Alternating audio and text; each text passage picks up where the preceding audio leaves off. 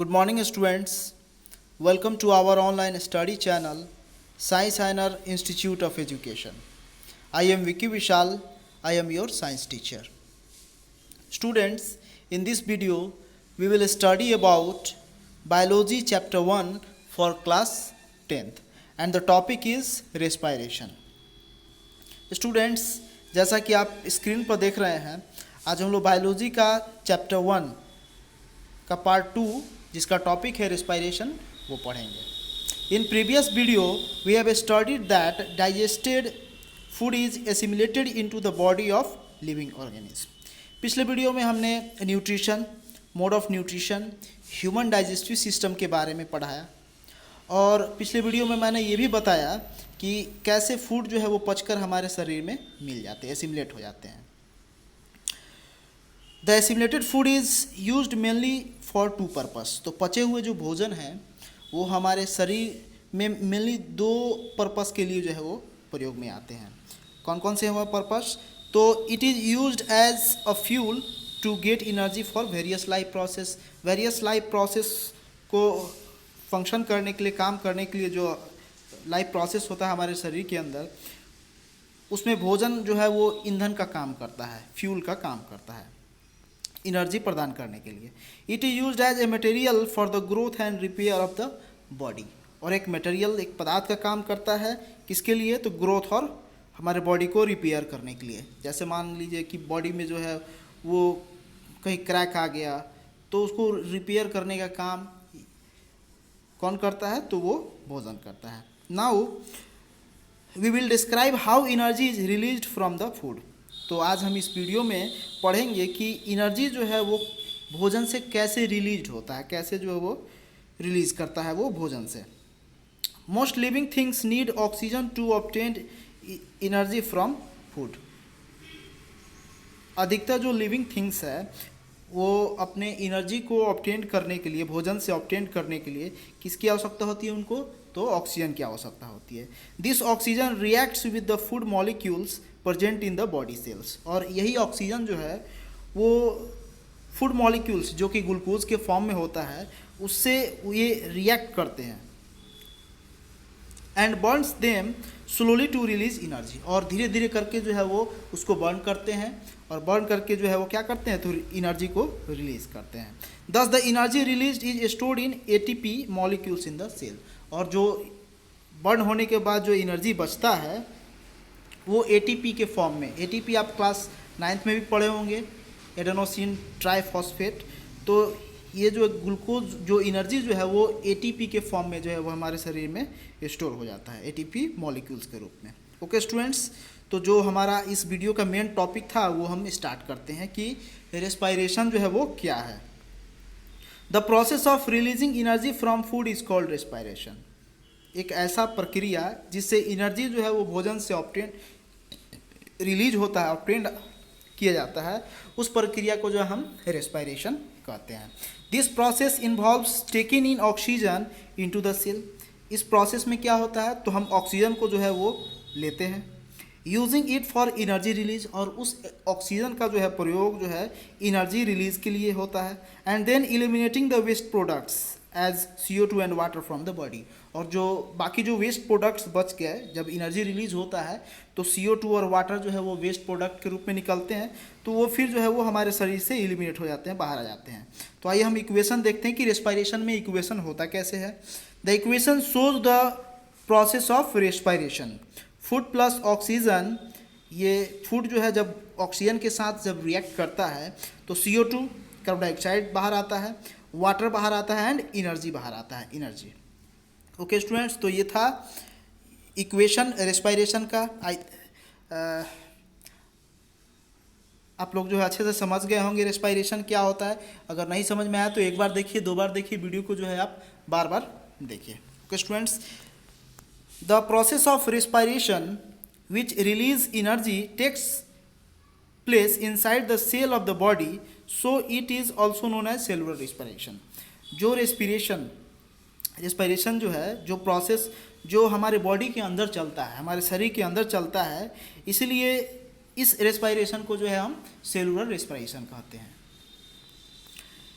In living beings respiration has two parts. Living beings में respiration जो है वो दो पार्ट में बटा हुआ है।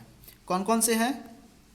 फर्स्ट जो है इंटरनल, जिसको हम सेलुलर रेस्पिरेशन अभी बताए हैं कि क्योंकि जो हम रेस्पिरेशन कर रहे हैं वो रेस्पिरेशन जो है वो इंटरनल है, हमारे शरीर के अंदर हो रहा है, इसलिए हम इसको इंटरनल नाम दिए हैं और इसको जो है सेलुलर रेस्पिरेशन भी जो है हम कहते हैं। और एक्सटर्नल क्या है? तो जो ब्रीथिंग कर रहा है, ब्रीथिंग जो सांस का आना और सांस का जाना, ये क्या है? तो ये जो है एक्सटर्नल रेस्पिरेशन का उदाहरण है, एक पार्ट है जिसको हम ब्रीथिंग भी कहते हैं। तो आइए जान लेते हैं कि ब्रीथिंग क्या है। तो the mechanism by which organism obtain oxygen from the air and release carbon dioxide is called breathing. एक ऐसा मैकेनिज्म जिसमें जो ऑर्गेनिज्म है, लिविंग ऑर्गेनिज्म है, वो ऑक्सीजन को एयर से लेता है और फिर कार्बन डाइऑक्साइड को अपने शरीर से बाहर कर देता है। तो इस प्रोसेस को जो है, इस मैकेनिज्म को हम ब्रीथिंग कहते हैं। It involves inhalation and exhalation. और इसमें कौन कौन आते हैं? तो इनहेलेशन और एक्सहेलेशन। इनहेलेशन क्या कहलाएगा? तो जब हम एयर से जब ऑक्सीजन हम शरीर में लेते हैं तो उस प्रोसेस को जो है इनहेलेशन कहते हैं, और शरीर से CO2 को बाहर निकालने की प्रक्रिया को जो है हम एक्सहेलेशन बोलते हैं।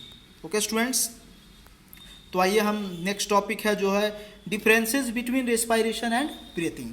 दोनों के बीच में डिफरेंस क्या है? ब्रीथिंग और रेस्पिरेशन के बीच में क्या डिफरेंस है वो जान लेते हैं।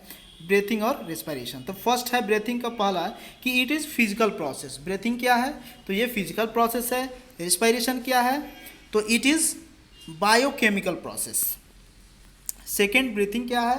तो इट इन्वॉल्व्स लंग्स। ब्रीथिंग में जो है हम किसका प्रयोग करते हैं? तो लंग्स का प्रयोग करते हैं। And it involves the mitochondria. और रेस्पिरेशन में जो है वो माइट्रोकॉन्ड्रिया इस्तेमाल होता है बॉडी, क्योंकि वो जब फूड जो एब्जॉर्ब हो जाता है, फूड को जब एसिमिलेट करके जो ब्लड जो है वो भेजता है सेल में, तब वहाँ पर जो है वो ऑक्सीजन के साथ रिएक्ट करके सेल में जो माइट्रोकॉन्ड्रिया है, ऑर्गेनल्स, वहाँ पर रिएक्शन करके जो है वो फिर एनर्जी रिलीज होता है। तो इसीलिए रेस्पिरेशन जो है वो कहाँ पर होता है?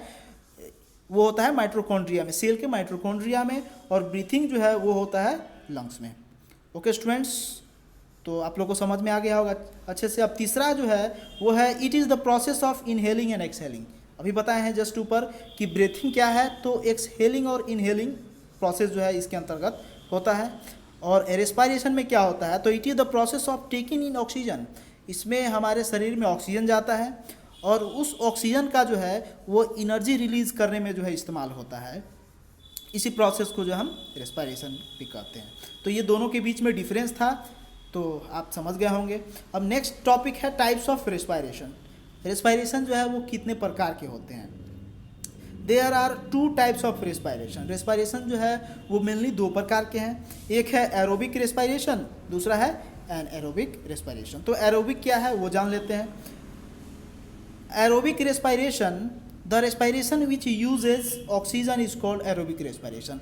मतलब एक ऐसा रेस्पिरेशन जिसके अंतर्गत जो है हम ऑक्सीजन का यूज़ करते हैं, ठीक है, जहाँ पर वो रिएक्शन करने के लिए, जब फूड के साथ रिएक्शन करने के लिए जो है वो ऑक्सीजन मौजूद होता है, वहाँ पर रिएक्ट करके एनर्जी प्राप्त करने के लिए जो है ऑक्सीजन लेते हैं, तो उस जो है रेस्पिरेशन को जो हम एरोबिक रेस्पिरेशन कहते हैं। In this respiration the glucose food is completely broken down into CO2 and water bye oxidation. इस रेस्पिरेशन के अंतर्गत क्या होता है? तो जो ग्लूकोज है, फूड मॉलिक्यूल्स जो ग्लूकोज है वो कम्प्लीटली पूरी तरह से जो है तोड़ करके जो है CO2 और वाटर में और एनर्जी में जो है वो ऑक्सीडेशन मेथड से जो है वो तब्दील हो जाता है, बदल दिया जाता है। This equation represents aerobic respiration. नीचे एक इक्वेशन दिया हुआ है जिससे हम जानेंगे कि एरोबिक रेस्पिरेशन जो है वो कैसे होता है। तो जो ग्लूकोज है, ग्लूकोज जो कि 1 मॉलिक्यूल्स है, फूड का 1 मॉलिक्यूल्स ले लें ग्लूकोज, ये ग्लाइकोलिसिस करता है कहाँ पर? तो साइटोप्लाज्म में। साइटोप्लाज्म में ग्लाइकोलिसिस करेगा। ग्लाइकोलिसिस करने पर जो है इसका अंतिम उत्पाद जो है वो निकलता है पायरुविक एसिड्स, पायरुविक अम्ल, ठीक है, पायरुवेट जिसको बोलते हैं। और तब ये ऑक्सीजन के साथ माइट्रोकॉन्ड्रिया में रिएक्ट करके 6CO2 plus 6H2O plus 38 ATP, ATP क्या है? तो यही वो एनर्जी का जो है वो जिस फॉर्म में एनर्जी स्टोर करके रखता है हमारा बॉडी, वो एटीपी है। तो ये 38 एटीपी जो है वो एनर्जी जो है हमारे शरीर में बनता है एक ग्लूकोज से। तो इसलिए हम नीचे नोट भी करवा दिए हैं। नोट 1, पहला नोट क्या है, तो during aerobic respiration 1 molecule of glucose produce 38 energy rich ATP molecules. Aerobic respiration के अंतर्गत एक मॉलिक्यूल जो है ग्लूकोज का, एक मॉलिक्यूल वो 38 एनर्जी मॉलिक्यूल जो है एटीपी मॉलिक्यूल वो क्या करता है, तो प्रोड्यूस करता है। सेकेंड क्या है, तो all the organism which obtain energy bye aerobic respiration can not live without oxygen. जितने भी ऑर्गेनिज्म हैं, जो लिविंग ऑर्गेनिज्म हैं, जो कि एनर्जी जो है वो एरोबिक रेस्पिरेशन के थ्रू ऑब्टेन करते हैं, वो बिना ऑक्सीजन के जो जीवित नहीं रह सकते हैं। थर्ड हमारा नोट्स है, mitochondria are the site of aerobic respiration in the cell. अभी जब पढ़ा रहे थे रेस्पिरेशन तो पहले ऊपर भी बता दिए हैं कि जो रेस्पिरेशन होता है एरोबिक रेस्पिरेशन, वो जो है कहाँ पर होता है, तो सेल के माइटोकॉन्ड्रिया में। तो एरोबिक रेस्पिरेशन का जो है वो साइट कहाँ पर है, कहाँ पर होता है, तो माइटोकॉन्ड्रिया में। याद रहेगा। आप एक बार नहीं, 2 बार नहीं, 3 बार अच्छे से इसको पढ़िए, इसको समझिए, ठीक है। एक एक चीज़ जो है वो आपके लिए जो है वो बेनिफिशियल है, इसलिए आप एक एक टॉपिक पर जो है अच्छे से ध्यान दीजिए, समझिए। एक बार नहीं तो 2 बार नहीं, 3 बार, आप 2 बार 3 बार वीडियो देखेंगे तो आपको जो है बिना नोट किए भी जो है याद हो जाएगा। लेकिन आपको ये कॉपी में नोट करना है, आप नोट भी कर लेंगे, नोट बना लेंगे इसका और अच्छे से याद करेंगे, ठीक है। तो एरोबिक रेस्पिरेशन का हम एग्जाम्पल बता देते हैं। एग्जाम्पल ऑफ एरोबिक रेस्पिरेशन, तो most of the living organism carry out aerobic respiration such as human, animal, insect, birds, plants etc। अधिकतर जो लिविंग ऑर्गेनिज्म है इन सारे के अंदर जो है एरोबिक रेस्पिरेशन चलता है, चाहे वो ह्यूमन बींग्स हुआ या फिर एनिमल्स हुए, इंसेक्ट्स हुए, बर्ड्स हो गए, प्लांट्स हो गए, इन सारे के अंदर जो है वो एरोबिक रेस्पिरेशन चलता है। अब नेक्स्ट है anaerobic respiration. Anaerobic respiration क्या है, तो the respiration which takes place without oxygen. Aerobic में ऑक्सीजन मौजूद होना चाहिए रिएक्शन करने के लिए, एनर्जी ऑब्टेन करने के लिए, और एन एरोबिक में ऑक्सीजन की आवश्यकता नहीं होती। बिना ऑक्सीजन के जब होता है तो वहाँ पर रेस्पिरेशन जो है वो एरोबिक रेस्पिरेशन कहलाएगा। The microscopic organism like yeast and some bacteria obtain energy by anaerobic respiration. Anaerobic respiration के थ्रू जो है कौन अपना एनर्जी जो है ऑब्टेन करते हैं, तो माइक्रोस्कोपिक ऑर्गेनिज्म जैसे कि ईस्ट हो गए या फिर कुछ बैक्टीरिया हो गए, तो ये जो है अपना रेस्पिरेशन जो है वो किसके थ्रू करते हैं, तो एनारोबिक रेस्पिरेशन के थ्रू करते हैं। In this respiration micro organism like yeast break down glucose into ethanol and CO2 and release energy. इस रेस्पिरेशन में जो माइक्रो ऑर्गेनिज्म हैं जैसे कि ईस्ट हो गए, ये ग्लूकोज को ब्रेक डाउन करके, तोड़ करके जो है इथेनॉल और CO2 में बदल देते हैं और बाकी जो है वो फिर जो है एनर्जी रिलीज कर देते हैं। ओके स्टूडेंट्स, तो आपको दोनों समझ में आ गया होगा एरोबिक। अब इसका इक्वेशन देख लेते हैं कि इसका इक्वेशन क्या है। The equation shows N aerobic respiration. क्या है इक्वेशन, तो ग्लूकोज, 1 ग्लूकोज मॉलिक्यूल जो है, ग्लूकोज का 1 मॉलिक्यूल ये ग्लाइकोलिसिस करेगा कहाँ पर, साइटोप्लाज्म में, और साइटोप्लाज्म में ग्लाइकोलिसिस करने पर जो है अंतिम उत्पाद क्या देगा, तो पायरुविक एसिड्स। ओके, तो in absence of O2, oxygen के एब्सेंस में जब ये रिएक्शन करता है ग्लूकोज के साथ तो क्या देता है, तो 2C2H5OH। C2H5OH क्या है, तो यही इथेनॉल का जो है वो केमिकल फार्मूला है, प्लस 2CO2 ये कार्बन डाइऑक्साइड भी बाहर करता है, प्लस 2 ATP, और जो एनर्जी जो है वो 2 ATP में वो रिलीज करता है। तो यहाँ पर भी 3 नोट जो है वो देख लीजिए आप, क्या 3 नोट है, तो during an aerobic respiration 1 molecule of glucose produce only 2 ATP molecules. Aerobic respiration में बताए हम कि एक मॉलिक्यूल जो है ग्लूकोज का, एक मॉलिक्यूल ये ऑक्सीजन के साथ रिएक्शन करने पर कितना मॉलिक्यूल देता है, तो 38 ATP मॉलिक्यूल्स देता है। लेकिन एन एरोबिक रेस्पिरेशन में ये बहुत ही कम एनर्जी ऑब्टेन ये प्रोड्यूस करता है, रिलीज करता है। 1 molecule glucose produce only 2 ATP molecules. एक मॉलिक्यूल जो है मात्र 2 ATP मॉलिक्यूल्स ही जो है एनर्जी जो है वो ऑब्टेन करता है। All the organism which obtain energy by anaerobic respiration can live without oxygen. जितने भी ऑर्गेनिज्म हैं जो कि अपना एनर्जी जो है एनाएरोबिक रेस्पिरेशन के थ्रू करते हैं, वो बिना ऑक्सीजन के जीवित भी रह सकते हैं। Okay students, in human beings sometimes anaerobic respiration takes place in the muscles during vigorous physical exercise. जब हम फिजिकल एक्सरसाइज करते हैं, जो है वो जो एथलेट्स होते हैं, चाहे अगर हम दौड़ रहे हैं, रनिंग कर रहे हैं, तो उस समय हमारे मसल्स में जो है वो एनाएरोबिक रेस्पिरेशन के कारण जो है वो लैक्टिक एसिड्स बनने लगते हैं, जिससे हमको जो है खिंचाव आने लगता है, शरीर में जो है वो मसल्स में जो है खिंचाव आता है। ठीक है, तो उस समय जो है हमारा बॉडी जो है एनाएरोबिक रेस्पिरेशन कर रहा होता है। ठीक है, जब हम फिजिकल एक्सरसाइज कर रहे होते हैं तब भी ह्यूमन बींग्स में जो है एनाएरोबिक रेस्पिरेशन चलता है। तो कहाँ चलता है? तो मसल्स के अंदर, जब हम फिजिकल एक्सरसाइज कर रहे होते हैं तब।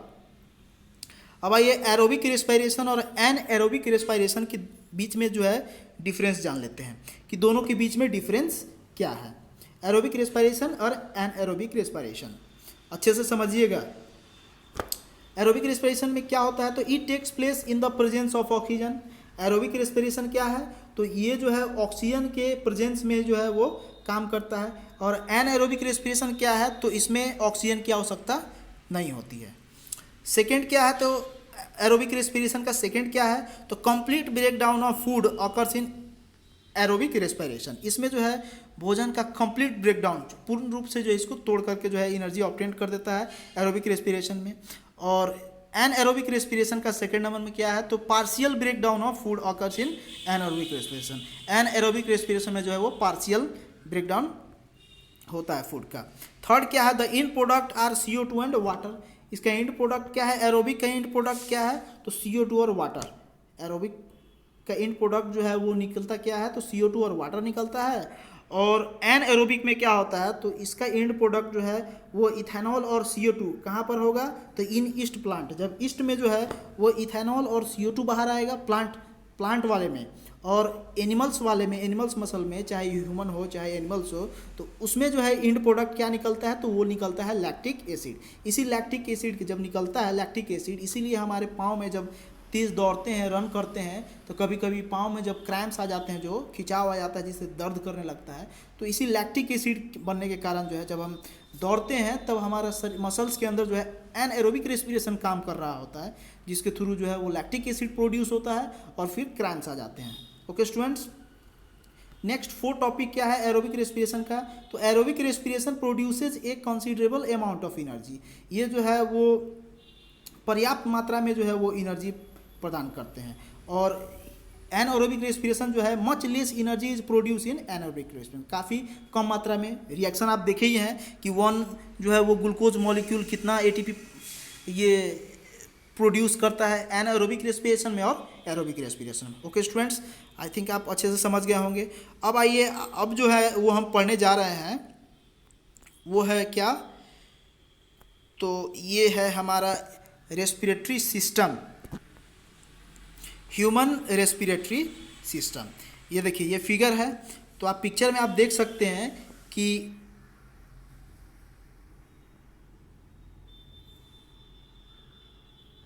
यहाँ पर जो है वो क्या है?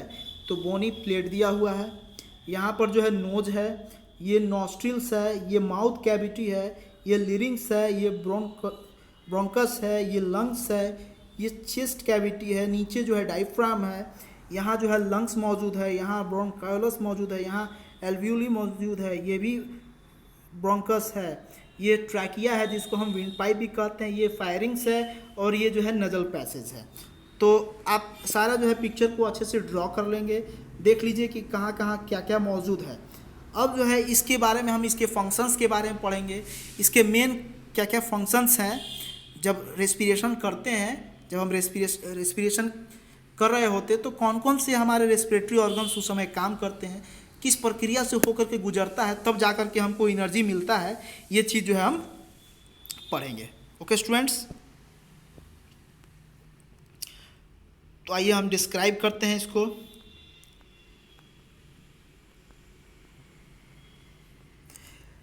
रेस्पिरेटरी सिस्टम इन ह्यूमन के अंदर जो रेस्पिरेटरी सिस्टम है उसके बारे में जान लेते हैं। The main organs of human respiratory system are knows, nasal passage जिसको हम नजल कैविटी भी बोलते हैं, trachea, bronchi, lungs and diaphragm. ये जो है ये हमारा मेन ह्यूमन रेस्पिरेटरी सिस्टम का ऑर्गन्स है। ठीक है, अब हम पढ़ने जा रहे हैं functions and working of respiratory organs. जो हमारे रेस्पिरेटरी ऑर्गन्स हैं उसके क्या क्या फंक्शंस हैं और कैसे कैसे वो काम करता है इसके बारे में हम जानते हैं। The human respiratory system begins from the nose. हमारे ह्यूमंस का जो रेस्पिरेटरी सिस्टम है हम ह्यूमंस का, तो वो कहाँ से स्टार्ट होता है, तो नोज से होता है। The nose has 2 holes in it. Nose, नाक में जो है वो 2 होल होते, 2 छिद्र होते हैं, विच आर कॉल्ड नॉस्ट्रिल्स, जिसको हम क्या बोलते हैं, नॉस्ट्रिल्स कहते हैं। There is a passage in the nose behind the nostrils which is called nasal passage. और देयर इज ए पैसेज, इसके अंदर एक पैसेज होता है, ठीक है, नॉस्ट्रिल्स के अंदर, जिसको हम क्या बोलते हैं, नजल कैविटी बोलते हैं। The air for respiration is drawn into our body through the nostrils. जो हमारे शरीर में जो एयर जाता है इसी नॉस्ट्रिल्स के होकर थ्रू जाता है। Then this air goes into nasal cavity, और जो नॉस्ट्रिल्स में जो एयर आता है वो फिर जो है नजल कैविटी में प्रवेश करता है। The nasal passage is separated from mouth cavity so we can breathe in air even when we are eating food. Nasal passage जो है वो माउथ कैविटी से अलग होता है, ठीक है, जिसके कारण जब हम भोजन कर रहे होते हैं तभी भी हम सांस लेते हैं। तो जो हमारा नजल पैसेज है वो माउथ कैविटी जो है, नजल पैसेज यानी कि नजल कैविटी जो है वो माउथ कैविटी से सेपरेट रहता है, अलग होता है, अलग रहता है, जिससे जब हम भोजन कर रहे होते हैं तो आसानी पूर्वक जो है हम सांस लेते भी हैं और खा भी जाते हैं। The nasal cavity is lined with fine hair and mucus. Nasal cavity में वो फाइन हेयर रहते हैं और म्यूकस मौजूद होता है। When air Passage through the passage, the dust particles and other impurities are trapped by nasal hair and mucus so that clean air goes into lungs. जब air pass करता है passage से तो जो डस्ट पार्टिकल है या फिर जो इम्प्यूरिटीज़ है वो नजल हेयर और म्यूकस के थ्रू जो है वो क्या होता है, तो ट्रैप कर लिए जाते हैं, वहीं पर रोक दिए जाते हैं, जिससे हमारे लंग्स के अंदर जो है वो क्लीन एयर जो है वो चला जाता है।